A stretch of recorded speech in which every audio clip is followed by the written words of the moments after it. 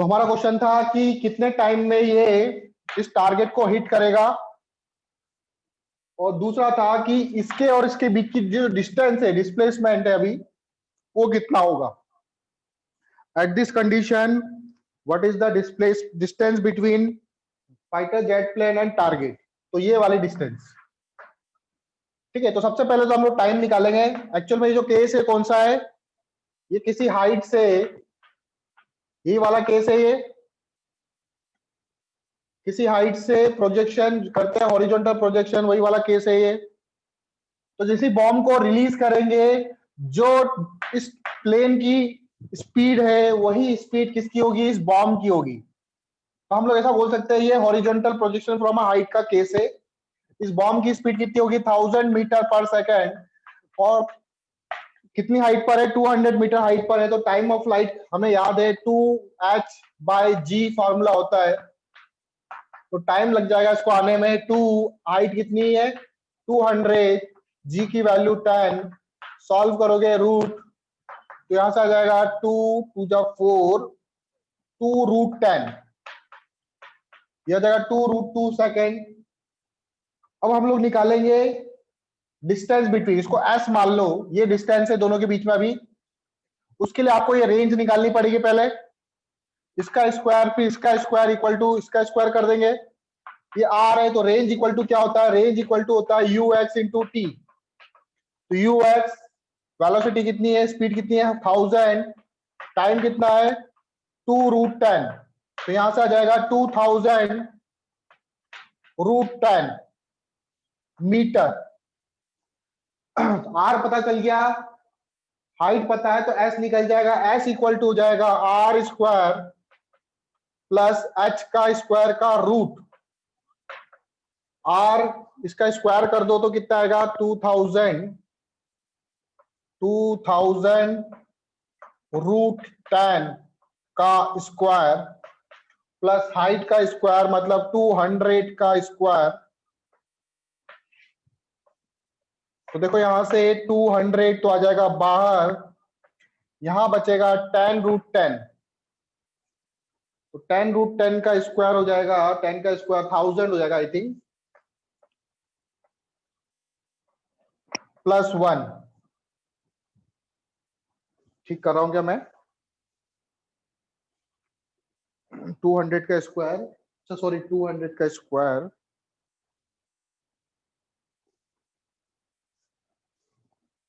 इसको ऐसा करते, ऐसा नहीं लिखते हम लोग,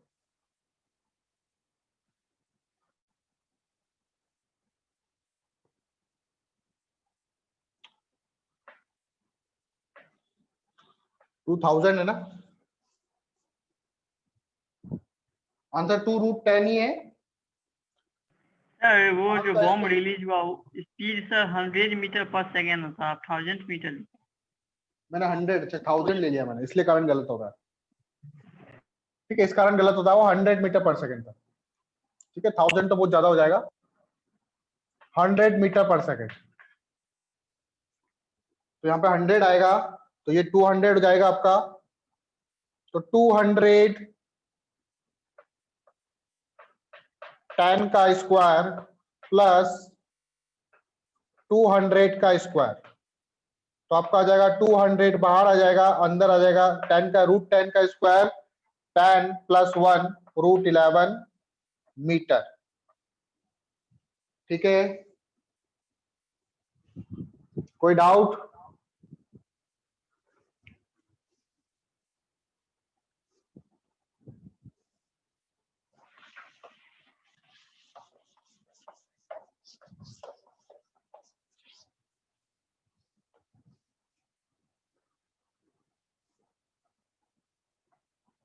एक बलून है ऐसे,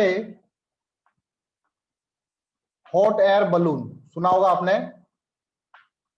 इस पे एक बालक खड़ा हुआ है इस तरह से, इसके हाथ में क्या है, बॉल है, और ये जो बलून है हॉट एयर बलून, ये ऊपर जा रहा है, कितनी स्पीड से, मान लो ये ऊपर जा रहा है 10 मीटर पर सेकेंड से, 10 ले, चलो 20 ले लेते हैं, 20 मीटर पर सेकेंड से, और बलून की अभी हाइट है मान लो 100 मीटर पर सेकेंड। इस समय ग्राउंड से इसकी हाइट कितनी है 100 मीटर पर सेकेंड, ये क्या करता है बच्चा, यहां से एक बॉल को ऐसे फेंकता है 10 मीटर पर सेकेंड से।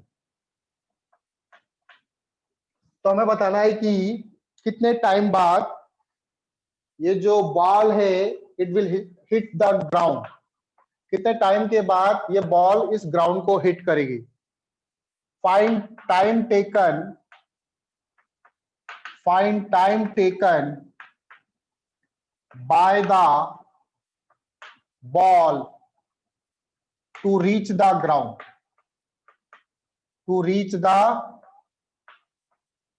ग्राउंड, ग्राउंड में पहुंचने के लिए बॉल कितना टाइम लगाएगी।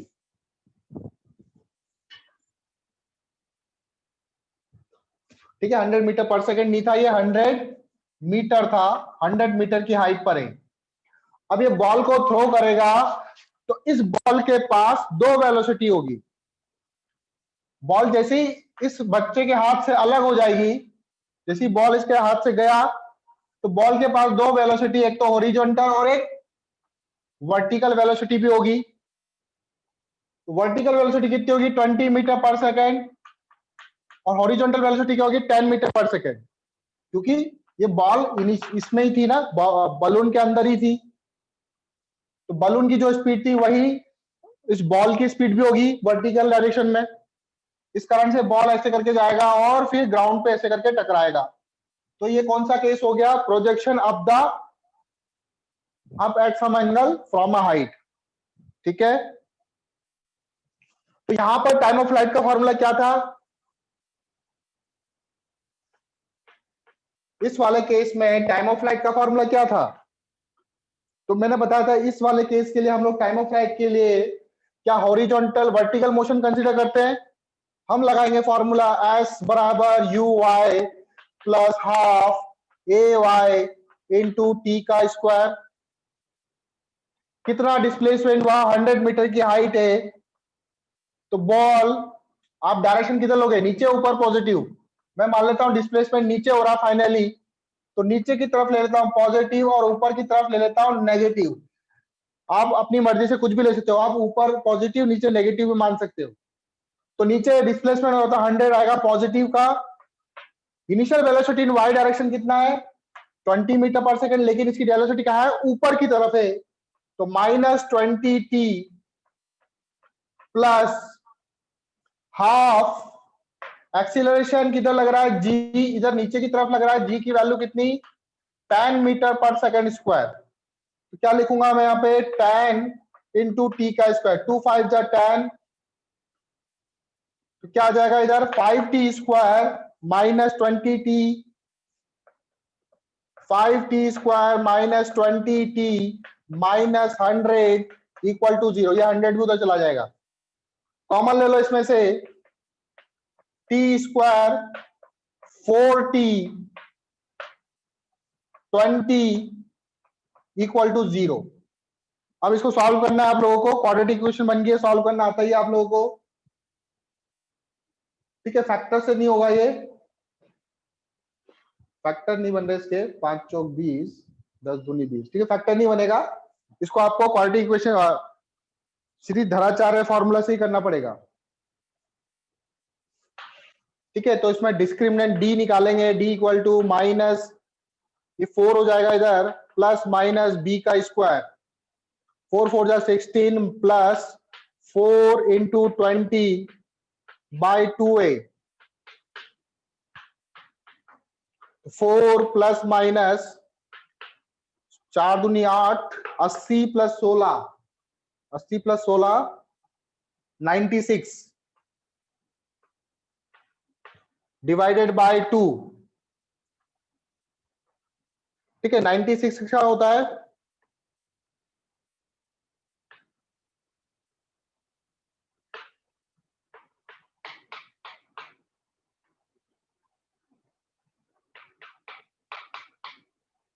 तो ये हो जाएगा आपका 4 प्लस माइनस 16√6, सही कर रहा हूं क्या, नहीं सॉरी 4√6, √3 सर, √3 या 6, 3 सर, 6 आएगा बेटा, 4√6 बाई 2। अब देखो यहाँ पे yes, दो वैल्यूज टाइम की क्या दो वैल्यूज आई। t बराबर एक तो होगा 4 माइनस 4√6 बाई 2 और t बराबर होगा 4 प्लस 4√6 बाई 2। क्या दोनों वैल्यू पॉसिबल हो सकती है? यहां से जो टाइम आएगा क्या वो लेस देन 0 आएगा या नेगेटिव में आएगा? नेगेटिव नहीं होगा।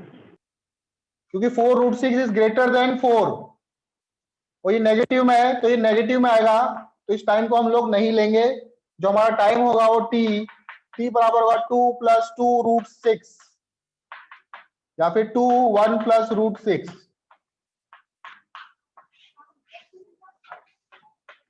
आई बात समझ में? Yes, next question.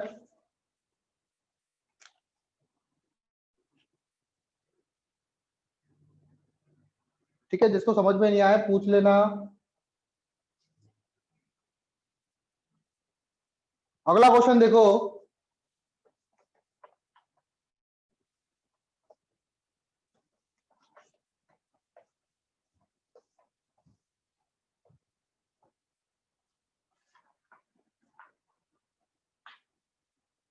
एक प्लेटफॉर्म है,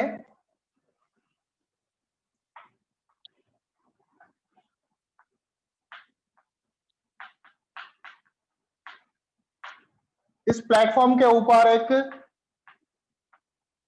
लड़का खड़ा है और ये जो प्लेटफॉर्म है ये प्लेटफॉर्म मूव कर रहा है 3 मीटर पर सेकेंड से। और इस बच्चे के हाथ में एक बॉल है, ये बॉल को क्या करता है, इसे उछालता है ऊपर। प्लेटफॉर्म मूव कर रहा है और उस पर खड़े खड़े बॉल को उछालता है। कितने स्पीड से? ऊपर उछालता है 4 मीटर पर सेकेंड से। और यहां से खड़े खड़े मैं देख रहा हूं इसको, इसने इस पॉइंट पर इस बॉल को उछाला था, ये आगे जाएगा। पहले तो ये बताओ, ये बॉल इसके हाथ में गिरेगी कि नहीं गिरेगी? बॉल इसके आगे गिरेगी, पीछे गिरेगी या उसी के हाथ में गिरेगी?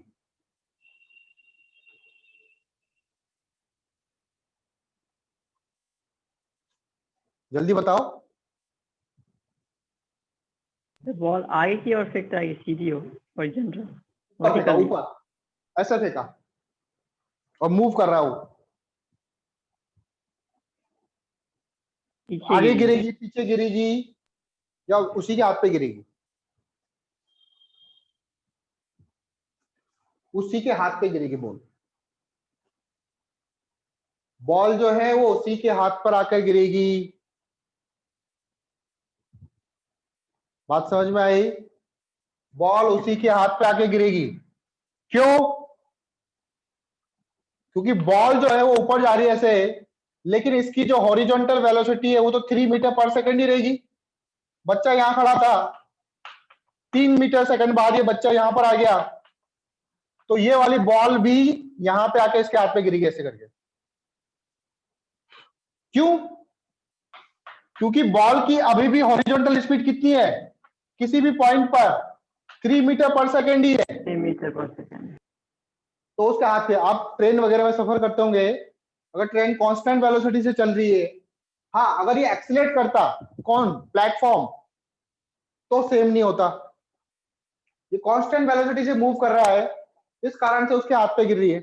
अगर ये एक्सीलरेट करता तो इसके हाथ पे आके बॉल नहीं गिरती, इसके पीछे गिरती फिर। ठीक है,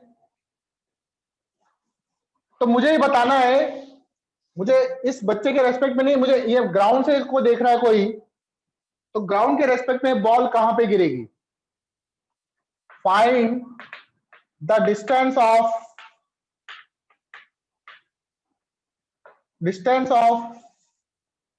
point of distance of a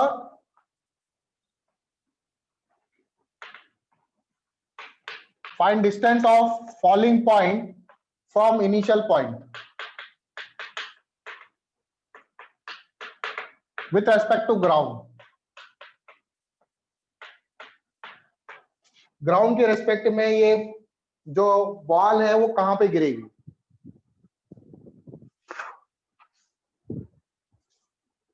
कैसे निकालोगे, कौन सा केस है ये?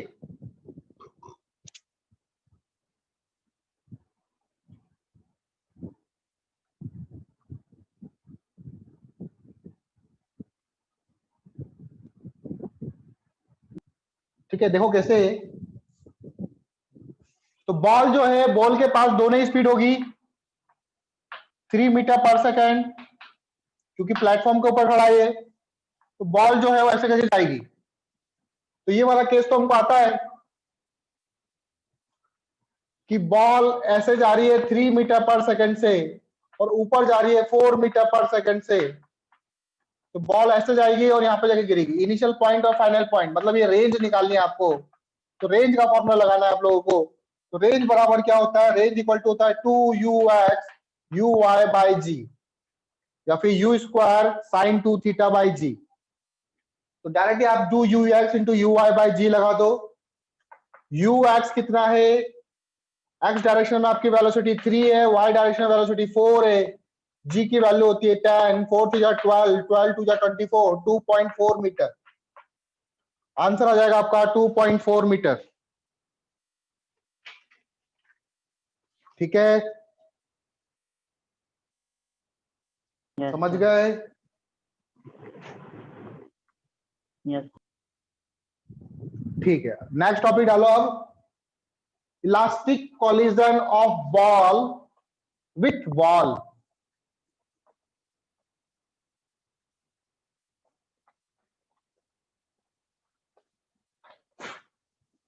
Elastic collision of ball with wall.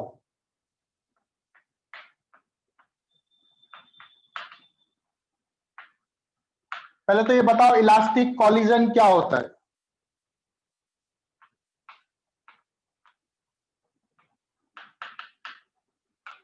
किसी को पता है इलास्टिक कोलिजन क्या होता है?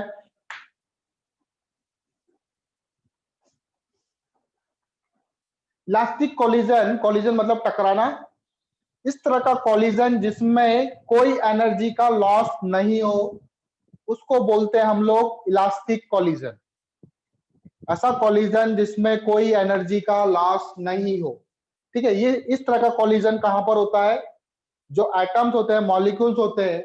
मान लो आपके पास एक कंटेनर है, उसके अंदर आपने क्या कर दिया, गैस भर दी, गैस भर दिया और उसका ढक्कन बंद कर दिया। तो इसके जो ढक्कन है इसका, या कैप है इसका, उस कैप पर क्या होगा, प्रेशर लगेगा। जैसे आप केक जो ढक्कन है उसको खोलोगे तो एकदम से गैस बाहर आएगी। तो ऐसा क्यों हो रहा है? मान लो मैं इसको 10 साल बाद खोलता हूं, तो भी क्या प्रेशर उतना ही रहेगा या कम हो जाएगा प्रेशर? एक गैस को आपने उसके अंदर डाल दिया, मतलब जो आपका गैस सिलेंडर है, सिलेंडर के अंदर गैस भर रखी है आपने। 10 साल बाद उस गैस को निकालूंगा तो क्या सेम प्रेशर से निकलेगी या प्रेशर कम हो जाएगा?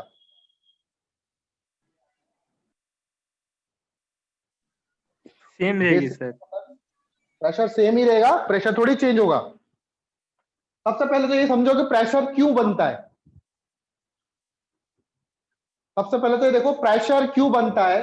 क्या होता है कि गैस के जो मॉलिक्यूल्स है वो क्या करते हैं, दीवार से, इसके जो वॉल से, कंटेनर के जो वॉल से, इन वॉल से लगातार कोलिजन करते रहते हैं, टकराते रहते हैं, और आपस में भी टकराते हैं और दीवार से भी टकराते रहते हैं। तो टकराने से इसमें क्या होता है, फोर्स डेवलप होता है। ये टकराएगा तो मोमेंटम चेंज होगा, टकराएगा तो क्या होगा, मोमेंटम चेंज होगा। पहले ऐसे जा रहा है, फिर टकरा के वापस आएगा तो चेंज, मोमेंटम में चेंज आया। पहले डायरेक्शन मोमेंटम की ऐसी थी, अब ऐसे हो गई। तो मोमेंटम में चेंज आया तो फोर्स डेवलप होगा, फोर्स आया तो क्या आएगा, प्रेशर आएगा। तो ये लगातार इसको टकराते रहते हैं, टकराने कोलिजन के कारण इसमें क्या होता है, प्रेशर डेवलप होता है। और ये जो कोलिजन होता है दीवार के साथ, ये कोलिजन क्या होता है, इलास्टिक कोलिजन होता है। क्यों? क्योंकि इसमें कोई एनर्जी का लॉस नहीं होता है, मॉलिक्यूल्स लगातार टकराते रहते हैं, कोई एनर्जी का लॉस नहीं होता है, जितनी स्पीड से गया वापस उतनी स्पीड से ही टकरा के वापस आएगा। इसलिए जो प्रेशर होता है वो प्रेशर बना रहता है। ये तो क्या होगा, कुछ टाइम बाद टकराते टकराते उसकी एनर्जी खत्म हो जाएगी, फिर धीरे धीरे उसका प्रेशर क्या हो जाएगा, कम हो जाएगा। लेकिन प्रेशर तो क्या होता है, बना रहता है। इसका मतलब जो टक्कर हुई, जो कॉलिजन हुआ, वो कॉलिजन कैसा है, इलास्टिक कॉलिजन है, कोई एनर्जी का लॉस नहीं हुआ। बात समझ में आई?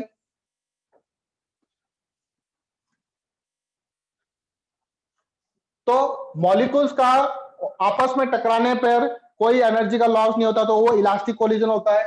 प्लस वो जो वॉल से टकरा रही है वो कॉलिजन भी क्या है, इलास्टिक कॉलिजन है। हम लोग जब केटीजी पढ़ेंगे, काइनेटिक थ्योरी ऑफ गैस, उसमें मैं बताऊंगा ये सब कुछ आपको, फिर एक्सप्लेन करूंगा अच्छे से। ठीक है, प्रेशर कितना आता है, प्रेशर की वैल्यू कैसे निकालते हैं, फोर्स कैसे निकालेंगे कंटेनर पे, वो सब हम लोग केटीजी में पढ़ेंगे। अब देखो, इलास्टिक कॉलिजन मतलब कोई एनर्जी का लॉस नहीं हो रहा है। तो मान लो मेरे पास एक दीवार है इस तरह से, और इस दीवार से मैं इस दीवार पे एक बॉल फेंक रहा हूं ऐसे करके। सामने मेरी दीवार है, इस दीवार पे बॉल फेंक रहा हूं मैं यहां से खड़े होके। ठीक है, तो बॉल गई यूं करके, मान लो यहां से टकराई। अब टकराने के बाद क्या होगा, ये वापस आएगी ऐसे करके और यहाँ पे आके गिर जाएगी। ये आपका इनिशियल पॉइंट हो गया ए, ये फाइनल पॉइंट हो गया बी। ठीक है, इनिशियल पॉइंट की डिस्टेंस ले लो, इनिशियल पॉइंट की डिस्टेंस ले लो आप, एक्स ले लो। तो मुझे बताना है कि इनिशियल पॉइंट और फाइनल पॉइंट के बीच में कितनी डिस्टेंस होगी अगर ये कॉलिजन क्या हुआ, इलास्टिक हुआ। तो अगर मान लो ये दीवार नहीं होती तो ये बॉल कहां पे आके गिरती, यहां पर। अगर ये दीवार नहीं होती तो बॉल कहां पे आके गिरती, यहां पर। तो इनिशियल पॉइंट से लेके ये वाली डिस्टेंस क्या होती है, रेंज होती है क्या इसकी, ये डिस्टेंस क्या होती है इसकी, रेंज होती है। रेंज। लेकिन बॉल ने यहां से टक्कर करी, लेकिन टक्कर कैसी करी, इलास्टिक। टक्कर कैसी हुई, इलास्टिक टक्कर हुई। तो इलास्टिक टक्कर में क्या होगा, बॉल के पास यहां पर इस पॉइंट पर कितनी एनर्जी है कि बॉल सिर्फ हॉरिजॉन्टली इतनी डिस्टेंस ट्रेवल कर पाए। ये कितनी डिस्टेंस है जो भी है, केवल इतनी डिस्टेंस का ट्रेवल कर पाए। तो बॉल टकराने के बाद भी कितनी डिस्टेंस ट्रेवल करेगी, इस तरफ। अच्छा, ये डिस्टेंस कितनी हो जाएगी आपकी,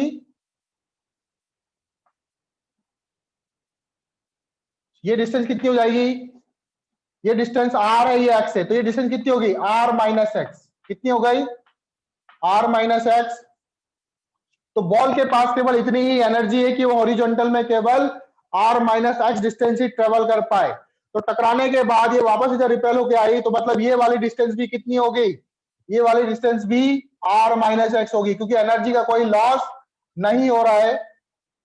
तो ये वाली डिस्टेंस भी कितनी होगी, आर माइनस एक्स। तो मुझे क्या पूछा, इनिशियल पॉइंट और फाइनल पॉइंट के बीच में कितनी डिस्टेंस है। तो यहां से लेके यहां तक x है, ये r माइनस एक्स है। तो a और b के बीच में डिस्टेंस क्या होगी, ए बी बराबर हो जाएगा आपका x minus R minus X. तो सॉल्व करोगे इसको, ये आएगा 2x minus R. This is the distance between initial point and final point. यहां पे लिख देना आप, इनिशियल, और ये हो जाएगा आपका फाइनल। आई बात समझ में? नेक्स्ट देखो, अगर ये तो मैंने दूर से फेंका, अगर मैं पास से फेंका, दीवार के बिल्कुल पास जाके फिर फेंकता बॉल को, तब क्या होता,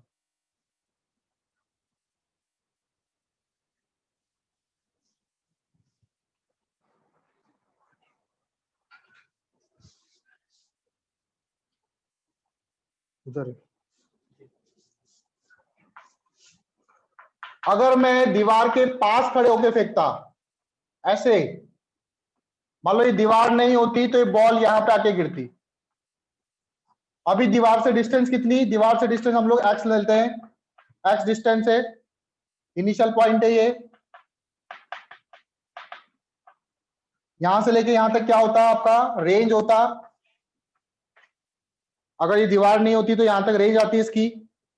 टकराने के बाद ये डिस्टेंस कितनी है दीवार से, ये हो जाएगी r माइनस एक्स। तो बॉल के पास कितनी एनर्जी है कि r minus X distance travel कर पाए। तो बॉल यहां से टकराएगी और ऐसे करके पीछे गिरेगी इस पॉइंट पर। तो ये वाली डिस्टेंस दीवार से कितनी हो जाएगी, ये डिस्टेंस भी r माइनस एक्स होगी आपकी। दैट इज फाइनल पॉइंट हो गया आपका ये। तो मुझे a और b के बीच में डिस्टेंस निकालनी है ये वाली। तो ए बी बराबर क्या होगा, r माइनस एक्स में से x घटा दो, r minus x minus x, ये हो जाएगा r माइनस 2x, ये हो जाएगा r माइनस 2x। आई बात समझ में?